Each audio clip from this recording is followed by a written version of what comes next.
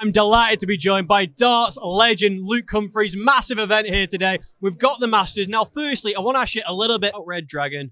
Can you tell me a little bit about your ambassador role and why these darts are so good?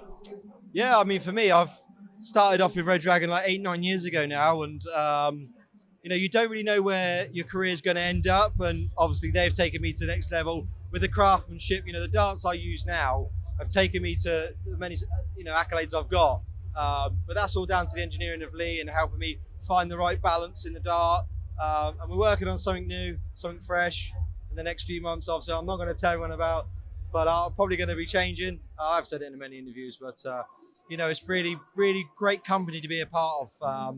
And they're just so lovely to me, and they've worked so hard for me as well. So hopefully I've repaid them really well with all the major tournaments I've won. Absolutely, and hopefully you can show off how amazing you are at darts tomorrow, taking on Chizzy. Give me a little preview of that game. Yeah, it's hard to say because I don't really know what form Chizzy's in. He's obviously a good friend of mine, but he's not really been putting in the level of performances over the last, say, 9 months that he did, in 2024, or 2025, the start of it. So kind of don't know what to expect. It's a short format, but yeah, I'm looking forward to it. I've got a brand new set of darts, not different, but just new.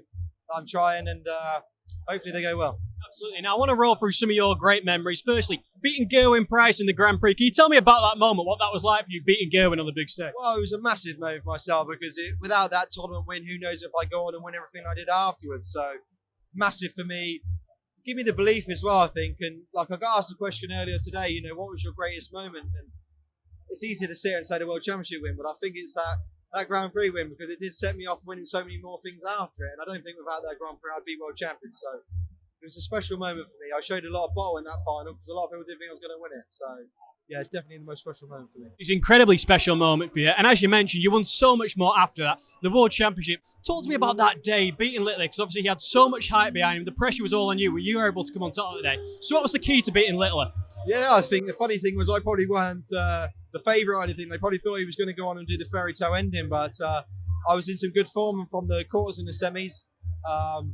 And maybe I relaxed because I probably thought everyone expects him to win a little bit, even though I was world number one. And obviously that 4-2 down, you're almost then defeating the face, and then managed to nick that 7th set, which probably hurts him a lot. And I never looked back from there. 5 sets on the try. I did play well, but you got to say, 16-year-old as he was, to do what he did is probably something we'll never see again. And it was obviously a perfect final for me to be in because most watched final as well. And it's a privilege to be a part of. It's still that big final that I look back on and think, I'm so glad that I won it. Winning the final was incredible. You got the icing on the cake, parading the trophy around Elland Road. I'm from Preston, and you did it against us that day. Yeah. But tell me a little bit about that. Yeah, it was great. Obviously, the Leeds have been so good to me over the years, and they was like, we'd love you to parade a trophy around, but obviously wait until the World Championships happen, see if you can get the Worlds. And I did it, and that was the first thing I thought of. I was like, wow, I'm actually going to do it. And then I got a message from a guy I know, Adam, who works for Leeds, like the next day,